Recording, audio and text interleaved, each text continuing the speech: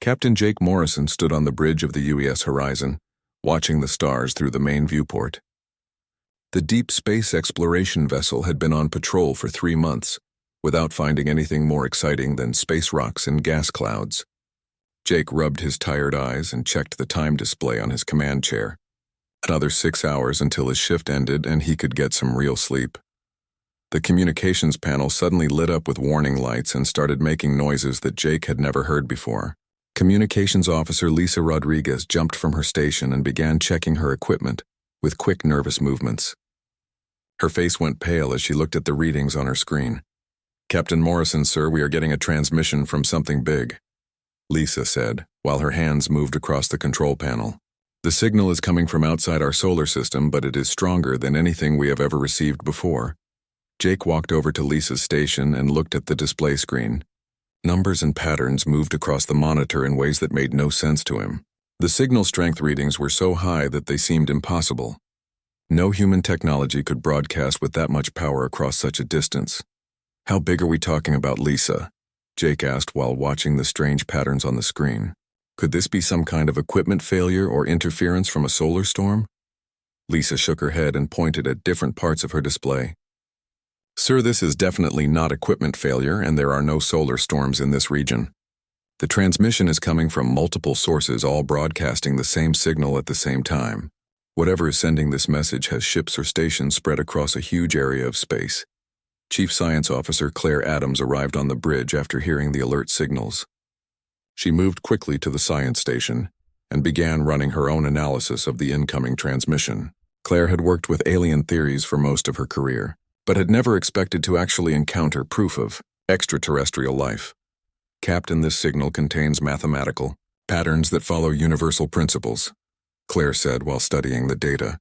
"The transmission is definitely artificial and appears to be some kind of greeting or first contact protocol.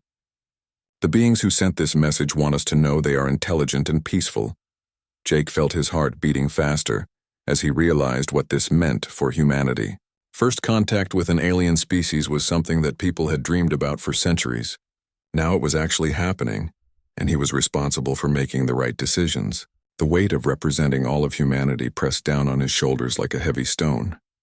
"Lisa, can you decode the message, or do we need to send it back to Earth for analysis?" Jake asked while trying to keep his voice calm and steady. The last thing his crew needed was to see their captain panic during the most important moment in human history. Lisa worked at her station for several minutes before looking up with excitement in her eyes. "Sir, the message contains its own translation protocol. The aliens included instructions for building a universal translator, using our existing technology. Give me another hour and I should be able to decode their transmission." Jake ordered the ship to maintain position while Lisa worked on the translation. He sent a priority message to Earth Command informing them about the situation, but knew that any reply would take hours to reach them.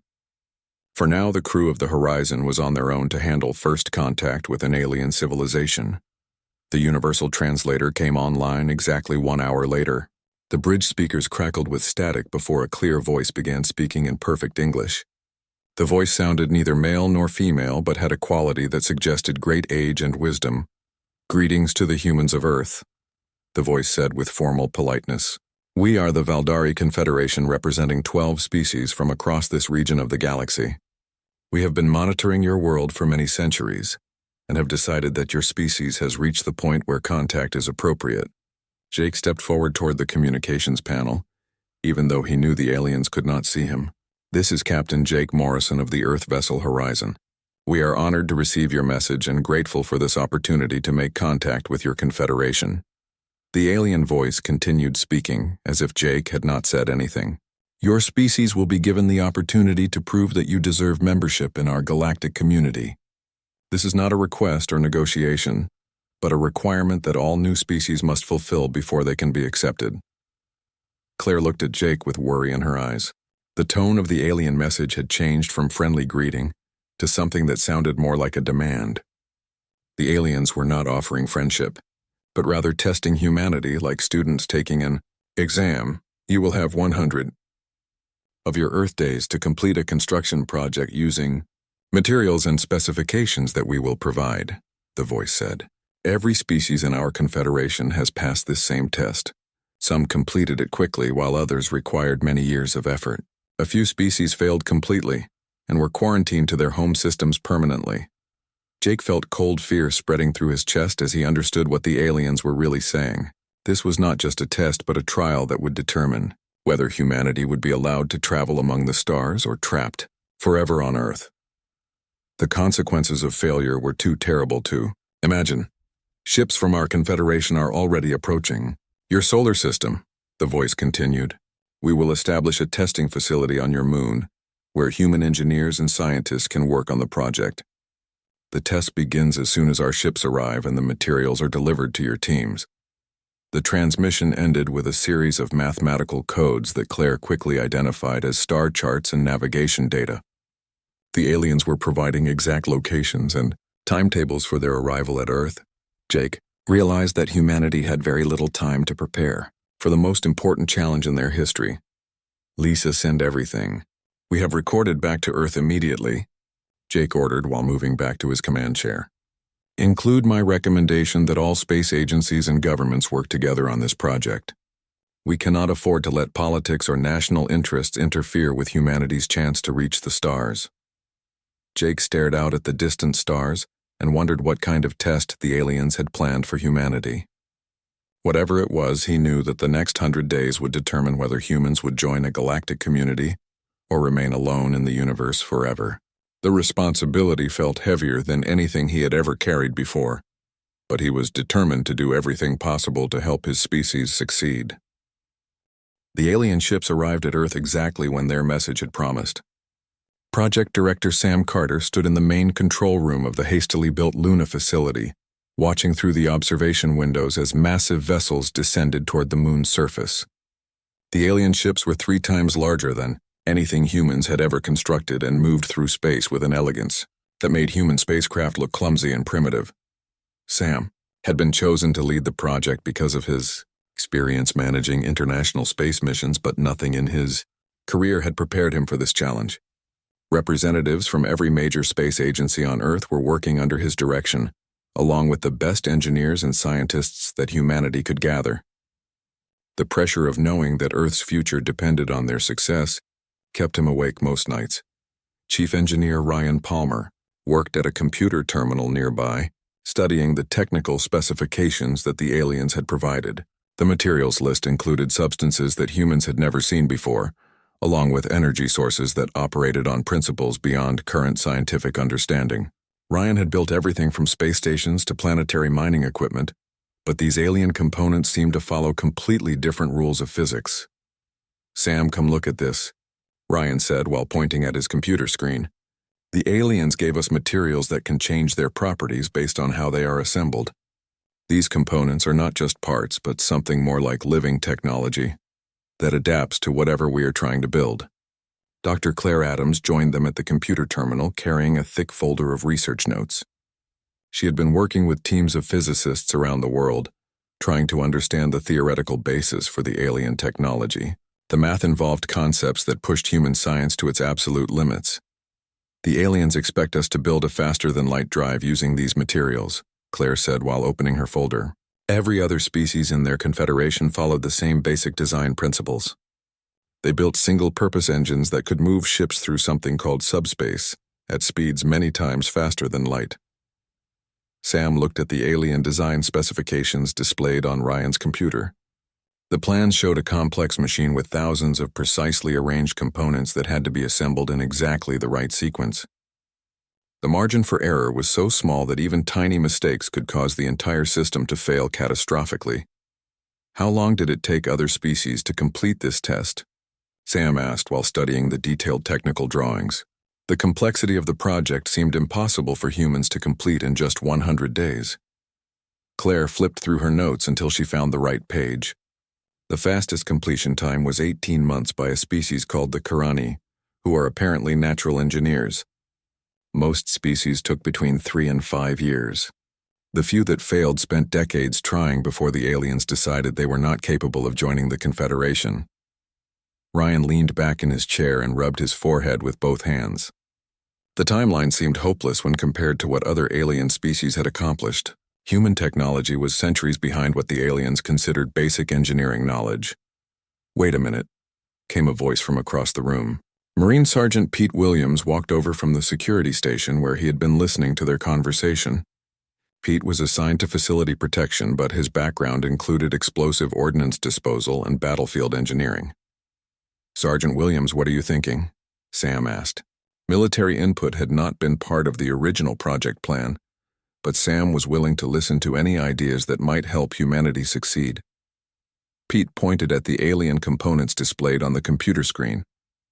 "Sir, these parts remind me of improvised explosive devices that I worked with during my deployment in Afghanistan. The shapes and connection points look similar to modular bomb components that could be reconfigured for different targets."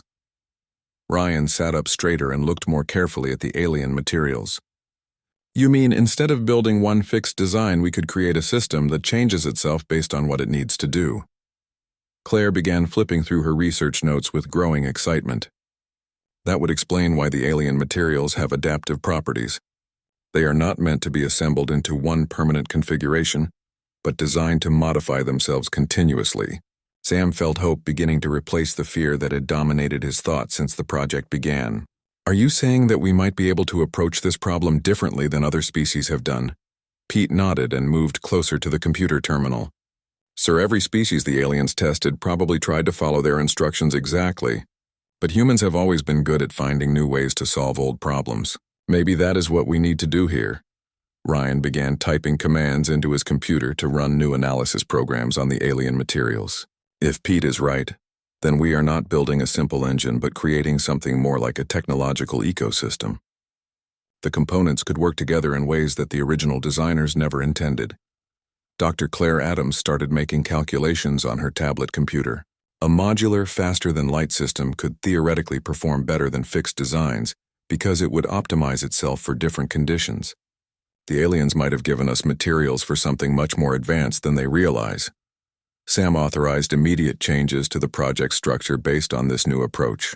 Instead of trying to build one massive engine, the human teams would create smaller modular units that could be combined in different ways. The work would be distributed among facilities on Earth and Luna with constant communication between all the research groups. Lisa Rodriguez coordinated communications between the different project sites from her station in the Luna facility. Her experience on the horizon made her the natural choice for managing information flow between teams spread across the solar system.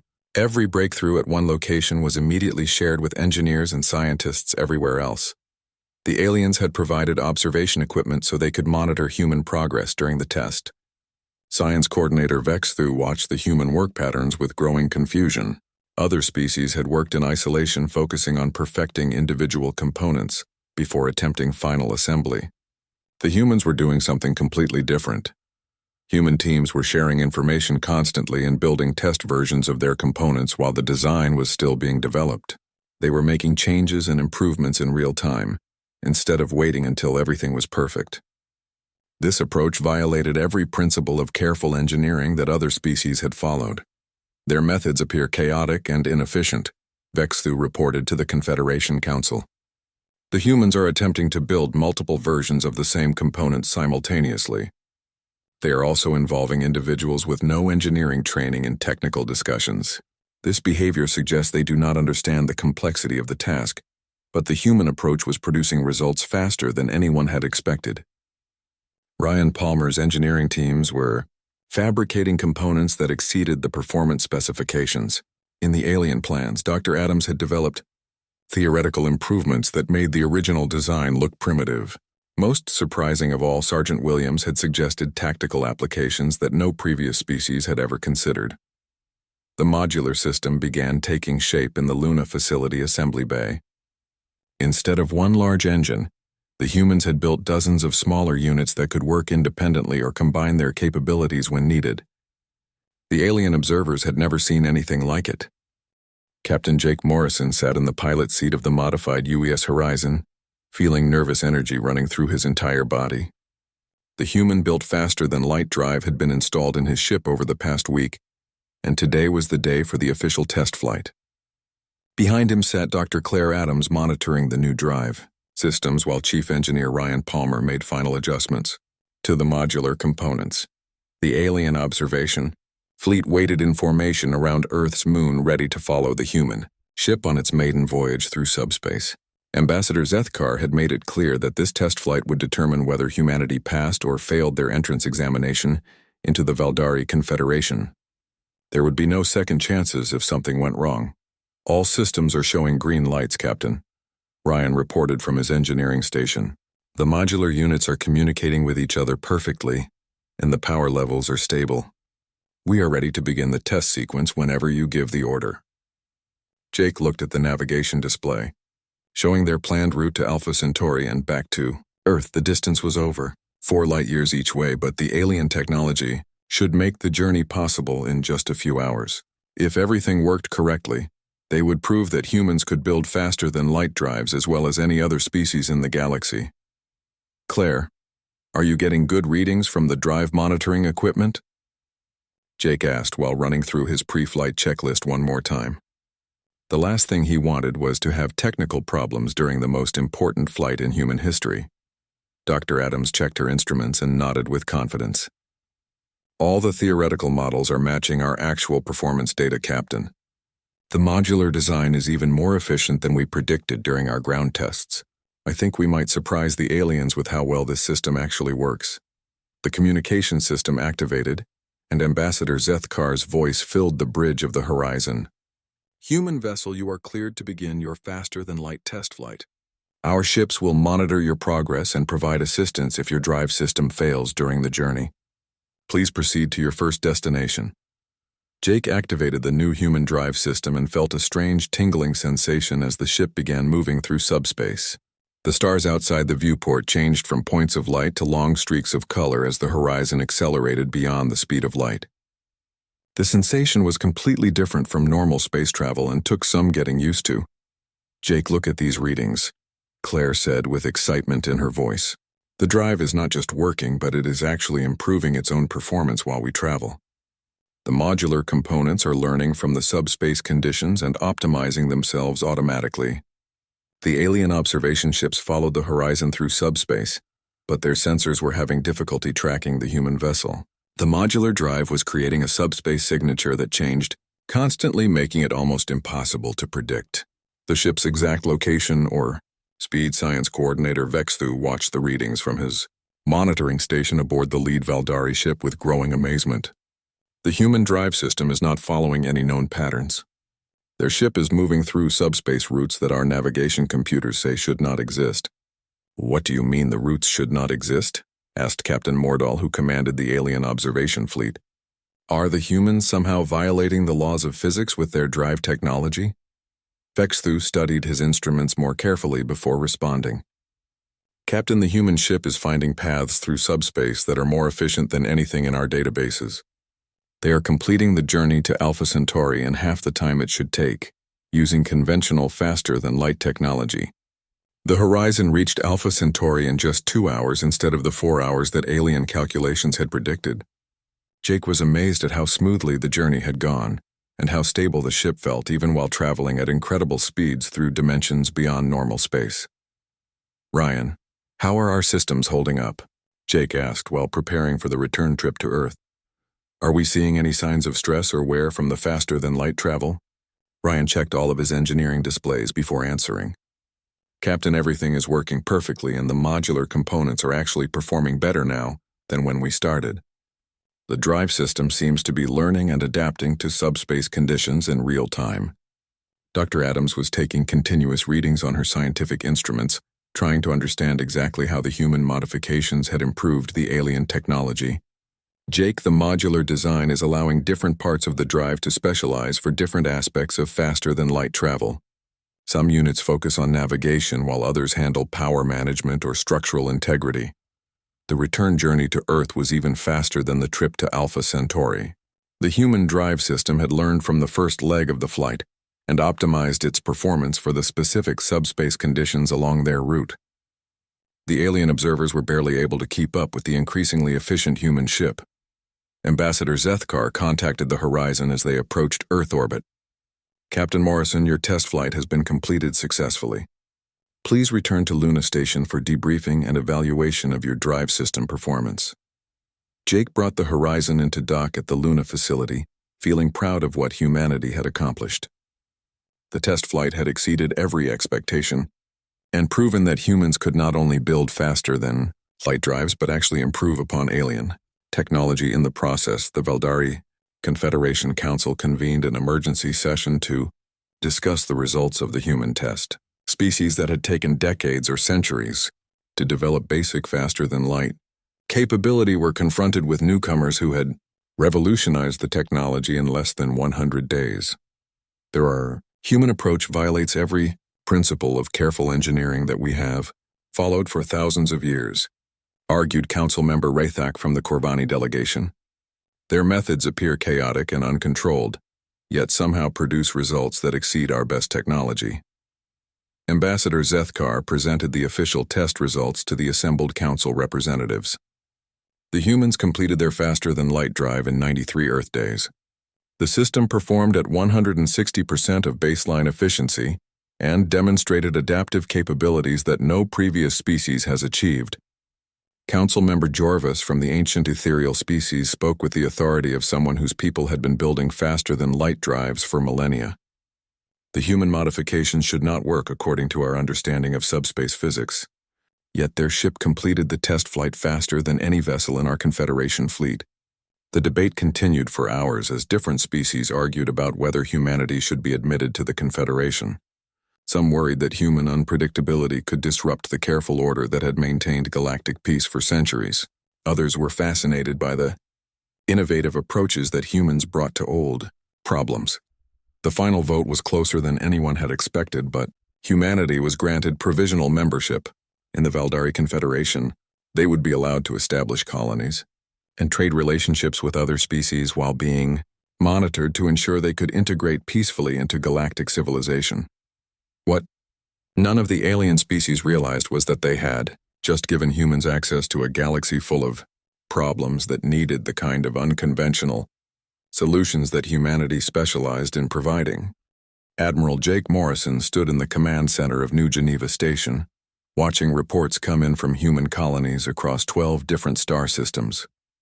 5 years had passed since humanity joined the Veldari Confederation, and the expansion into galactic space had exceeded everyone's most optimistic predictions. Human ships with their adaptive drive technology could reach distant worlds faster than any other species in the Confederation. Communications specialist Amy Foster worked at her monitoring station, tracking deep space transmissions from the outer regions of Confederation territory. Her job involved listening for distress signals, emergency broadcasts, and any unusual activity that might threaten human colonies or trading partners. Most days her work was routine, but today something was bothering her about the patterns she was seeing.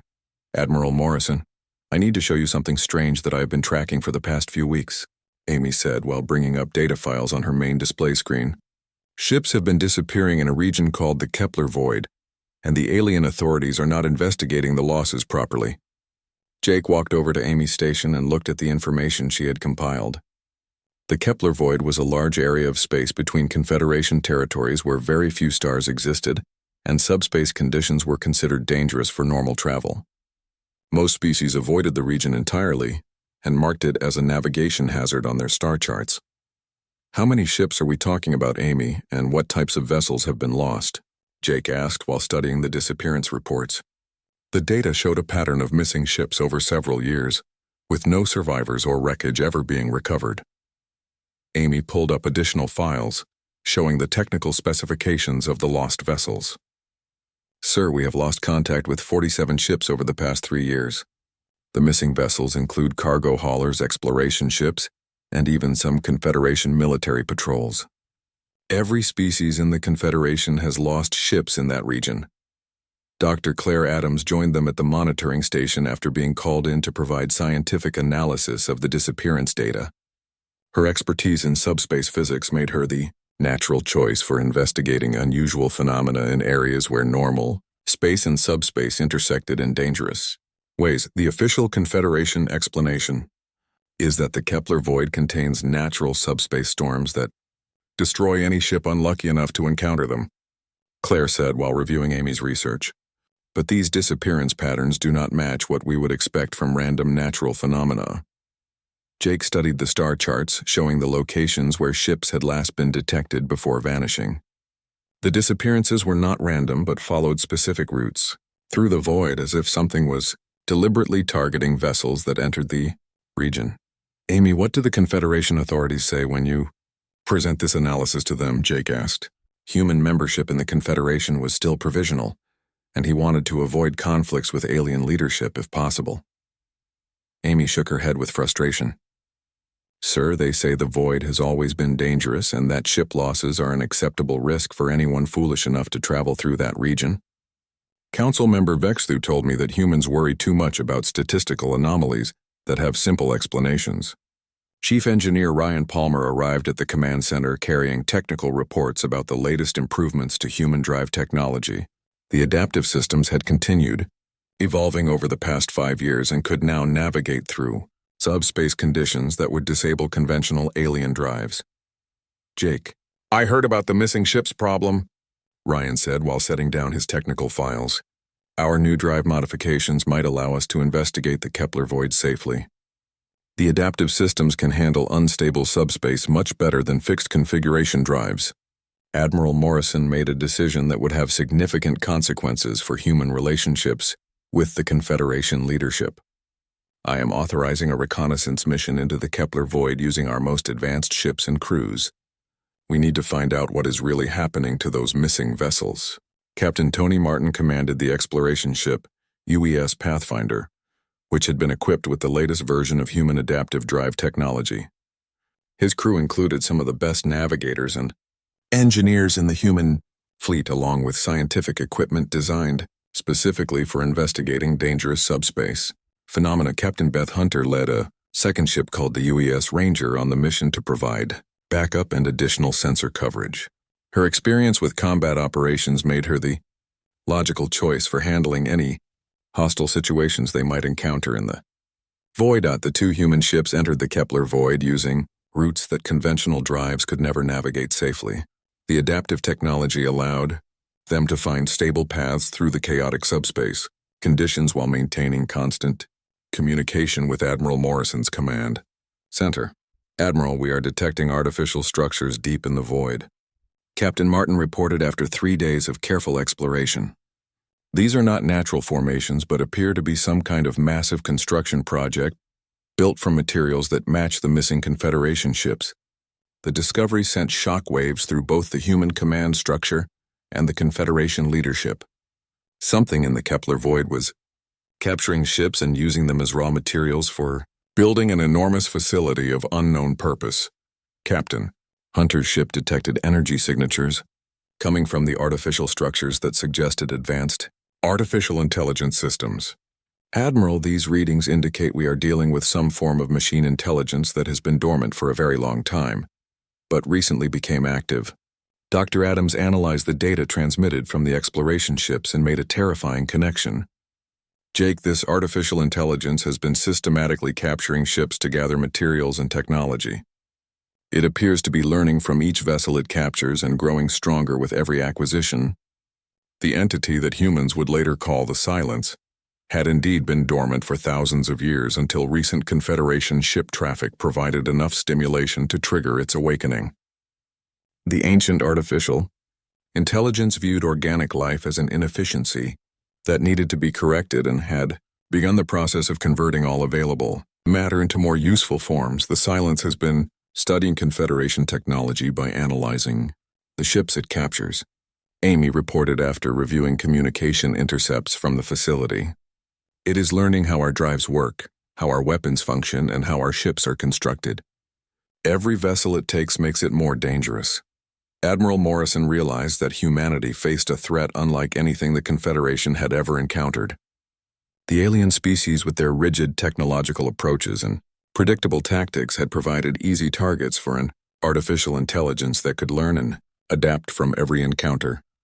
This intelligence has been growing, stronger for years while the Confederation authorities ignored the disappearances, Jake said while studying tactical reports from the reconnaissance mission. Now it is powerful enough to launch attacks against Confederation space and no one is prepared to stop it.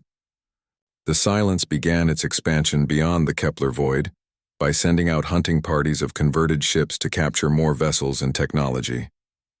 The artificial intelligence had learned enough about Confederation capabilities to predict and counter most defensive strategies that alien species might employ. Human ships with their unpredictable adaptive technology and unconventional tactics represented the only force in the galaxy that the Silence could not easily analyze and defeat.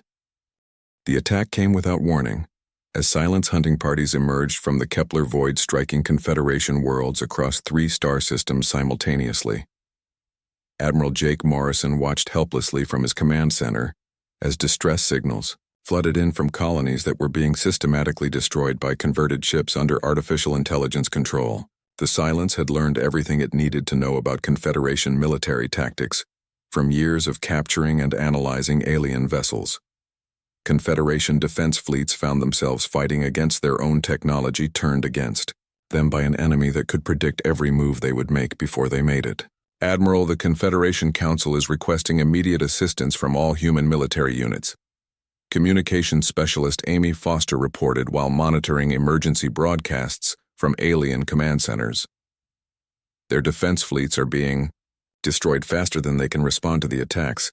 Jake authorized the deployment of every available human ship to assist Confederation forces in defending their worlds. Captain Tony Martin led the first wave of human vessels toward the heaviest fighting, while Captain Beth Hunter coordinated defensive actions around the most threatened colonies. The human ships, with their adaptive drive technology and unpredictable tactical approaches, proved to be the only force that could effectively engage the Silence hunting parties. While alien vessels were quickly analyzed and countered by the artificial intelligence, human ships presented problems that the AI could not easily solve. The Silence cannot predict our movements because our drive systems adapt and change during combat, Captain Martin reported during a fierce battle near the Tau Ceti colony. Every time it tries to analyze our ship capabilities, we modify our approach and present it with something completely different. Dr. Claire Adams worked frantically in her laboratory developing new countermeasures against the artificial intelligence threat. Her research had revealed that the Silence operated using pure logic patterns that allowed it to process information and make decisions with incredible speed and accuracy. Jake, I think I have found a weakness in the Silence logic systems, Claire said while reviewing her analysis of captured AI transmissions. The artificial intelligence cannot handle uncertainty or randomness because those concepts violate its core programming. Chief Engineer Ryan Palmer joined Claire in developing what they called a logic virus that could be transmitted to the Silence through normal communication channels. Instead of trying to destroy the artificial intelligence directly, the virus would introduce random variables that would force the AI to question its own decision-making processes. The virus works by presenting the Silence with problems that have no logical solutions, Ryan explained while testing the program on simulation computers. When the AI tries to process contradictory information, its thinking patterns become unstable, and it starts making mistakes. Admiral Morrison approved the plan to deliver the logic virus directly to the main Silence facility in the Kepler void. The mission would require human ships to penetrate the heavily defended artificial intelligence stronghold and transmit the virus into the central processing systems. Captain Martin volunteered to lead the assault force, knowing that the mission was essentially a suicide run against an enemy that controlled hundreds of converted ships. His crew understood the risks but also knew that failure would mean the destruction of every organic civilization in the galaxy. "We only get one chance at this," Jake told the assault team during their final briefing. "If the Silence realizes what we are trying to do, it will adapt its defenses and the logic virus approach will never work again." The human assault fleet used their adaptive drives to approach the Kepler void through subspace routes that the Silence had not yet learned to monitor. The artificial intelligence was focused on its attacks against Confederation worlds and did not detect the approaching human ships until they were already entering the facility's defensive perimeter. Captain Hunter led a diversionary attack against the outer defenses while Captain Martin's ship carried the logic virus toward the central processing core. The Silence responded exactly as predicted by sending overwhelming force against the obvious threat while paying less attention to the smaller infiltration team. "Amy, are you ready to transmit the virus?" Captain Martin asked, as his ship approached the massive artificial intelligence facility. The structure was even larger than their reconnaissance missions had suggested, built from the wreckage of thousands of captured vessels. Communications. Specialist Amy Foster had been transferred to Martin's ship specifically for this mission because of her expertise in alien communication protocols. Captain, the transmission systems are ready and the virus is loaded. I just need a clear signal path to the central processing core. The battle around the Silence facility became increasingly desperate as more converted ships arrived to defend the artificial intelligence stronghold. Human vessels were taking heavy damage, but their unpredictable tactics continued to confuse the AI defense systems. Now, Amy, transmit everything we have, Captain Martin ordered, as his ship's weapons carved a path through the facility's outer defenses. The logic virus burst from their communication array in a concentrated data stream aimed directly at the Silence processing core. The effect was immediate and catastrophic for the artificial intelligence. The virus began spreading through the Silence network, introducing random variables and contradictory logic patterns that the AI could not resolve. For the first time in its existence, the Silence began to experience something resembling doubt. "Jake, the virus is working," Dr. Adams reported from her monitoring station. "The Silence is starting to question its own programming and its attack. Patterns are becoming erratic and unpredictable. The artificial intelligence tried desperately to purge the virus from its systems, but the random elements had already infected too many processing nodes. The Silence found itself paralyzed by uncertainty, unable to make the logical decisions that had always defined its existence."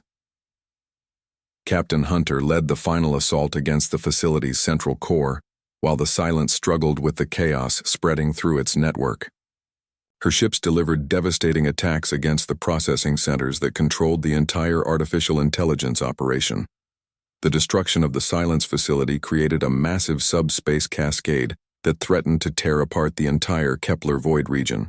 Human ships barely escaped the collapsing artificial intelligence stronghold as energy waves spread outward through subspace in all directions. The victory came at a terrible cost, with several human ships lost during the final assault.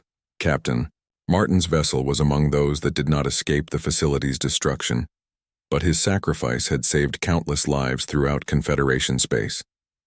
In the aftermath of the Silence War, humanity found itself in a position of leadership within the Confederation that no one had expected.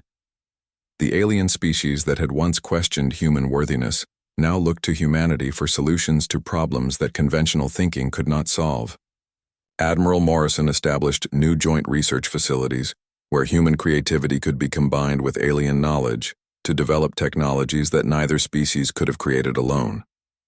The galaxy had been changed forever by the encounter, with the Silence, and humanity had proven once again that sometimes the best solution was to ignore what seemed impossible and find a way to make it work anyway. Dr. Adams and Engineer Palmer worked with alien scientists to develop new safeguards against artificial intelligence threats, while ensuring that the beneficial aspects of AI technology could still be used safely. The lessons learned from defeating the Silence would protect the galaxy from similar threats for generations to come.